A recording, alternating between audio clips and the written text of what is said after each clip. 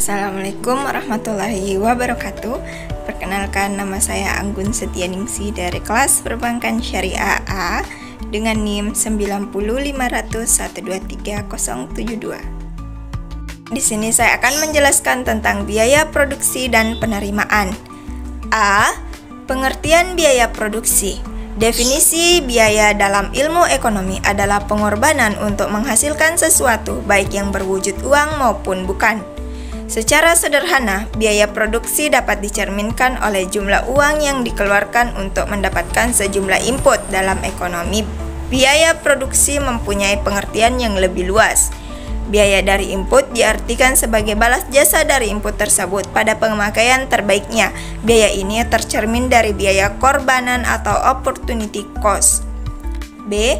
Macam-macam biaya produksi. Analisis biaya produksi dibedakan menjadi dua, yaitu A. Biaya produksi jangka pendek. Biaya produksi jangka pendek adalah periode waktu di mana produsen tidak dapat merubah kuantitas input yang digunakan, bisa ukuran hari, minggu, bulan, dan sebagainya. Yang kedua, biaya tetap total, yaitu biaya yang jumlahnya tidak tergantung atas besar kecilnya kuantitas produk yang dikeluarkan. Apabila produsen dalam waktu sementara produksi dihentikan, maka biaya tetap total ini harus dibayar dalam jumlah yang sama.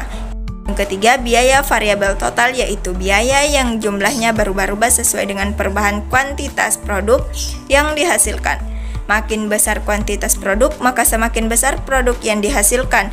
Contohnya adalah pembelian bahan baku, biaya tenaga kerja, dan sebagainya. Yang keempat, biaya total, yaitu jumlah dari biaya tetap total yang biaya variabel total. Penerimaan revenue. Penerimaan hasil penjualan merupakan fungsi dari jumlah barang yang terjual. Penerimaan total adalah hasil kali jumlah barang yang terjual dengan jumlah harga per unit. Macam-macam fungsi penerimaan, yaitu penerimaan total, yang kedua penerimaan rata-rata, yang ketiga penerimaan marginal. C.